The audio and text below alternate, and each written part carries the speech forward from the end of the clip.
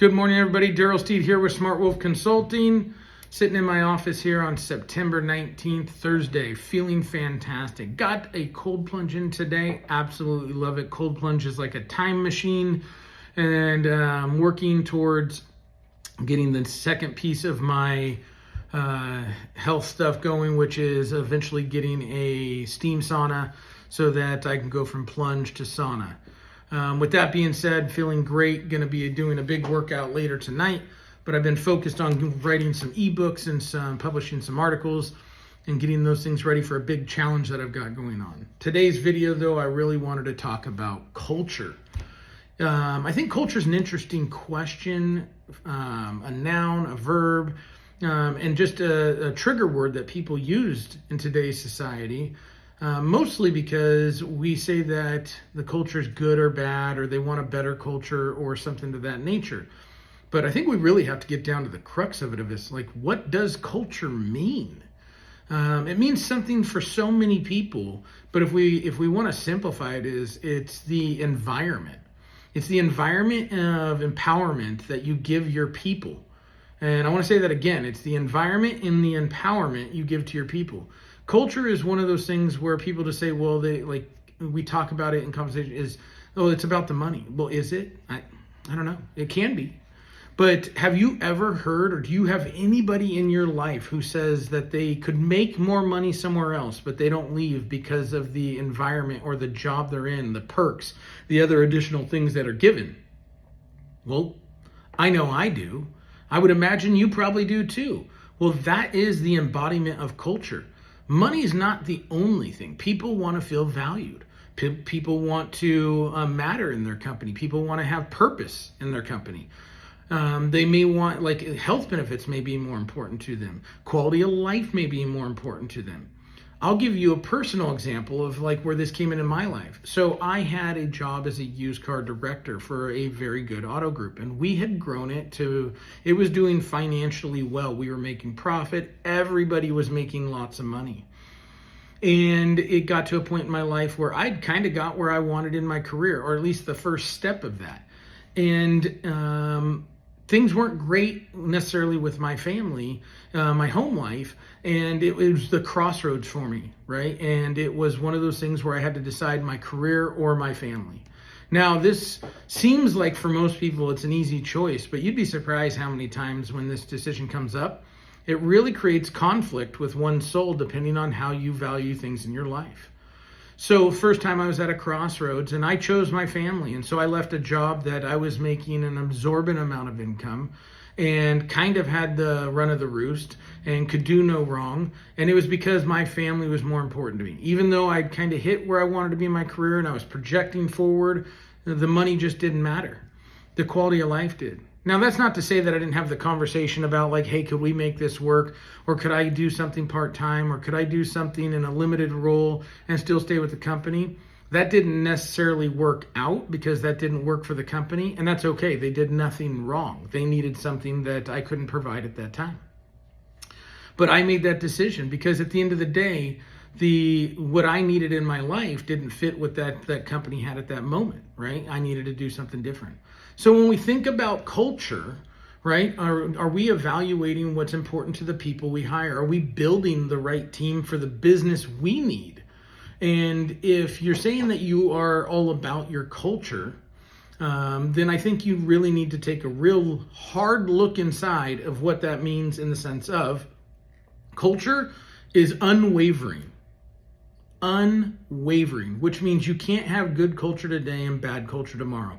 Not good culture today and we think we have good culture tomorrow. So you cannot waver. You have to be committed to the cause. You have to have a hard line, black and white, this is how our culture is. And if people don't fit within that, then you have to get rid of them. Why? Because a negative seed or somebody that brings negativity into a positive culture is like cancer. It will spread faster than you can get your hands on it because it is easier to be negative than it is to be positive. It is easier to pull people down than to lift people up. Why? Misery loves company. That phrase didn't come around because it didn't have truth to it, right? And with my company trademark, right, the truth hurts only when it should. Misery loves company. And when people aren't succeeding, they look to obviously find like company. Now, the other thing with culture is do you ask your people, is it about benefits? Is it about time with family? Is it about balance? Is it about money? Culture can be created in so many different ways. It doesn't mean because you have video games in your break room, or you have a really nice break room, or you provide lunch on Saturdays. These are all things that can create a culture, but it's not necessarily the thing that is the culture. The culture is what you embody of what your mission statement is that you're going to provide for your people, and what you stand by, and what people feel good about being part of. So today's conversation or today's challenge is like, do you have a culture, and what is it? Can you identify the culture that you have in your marketplace, in your business? I would challenge most people to say that if I asked you, much like a process that we've talked about before, if I asked you what your process is, you should be able to print it out, and it should be written and well understood and easy to understand to boot. I would ask you the same thing about that. How many of you guys have a mission statement or a culture document of what you guys do, how you do it, and what you don't negotiate on? So as I said, culture has to be unwavering.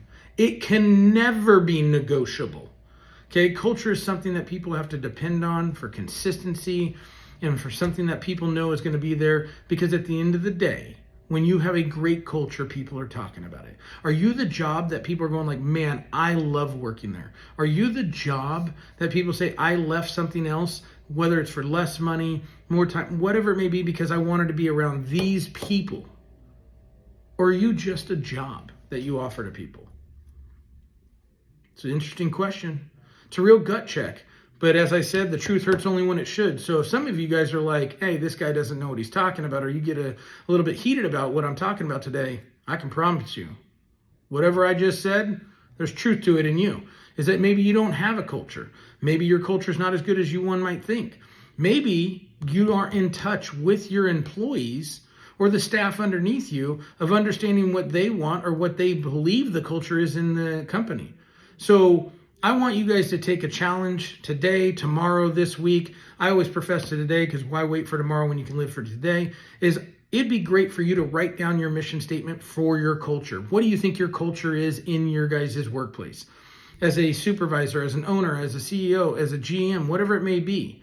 And then really challenging yourself and being vulnerable. And I want you to go pick a dozen of your employees. And if you don't have that many, then pick at least 5. And I want you to ask them to do the same thing, what they think the culture is and what you provide and why they come to work. And let's see how many of those things actually line up.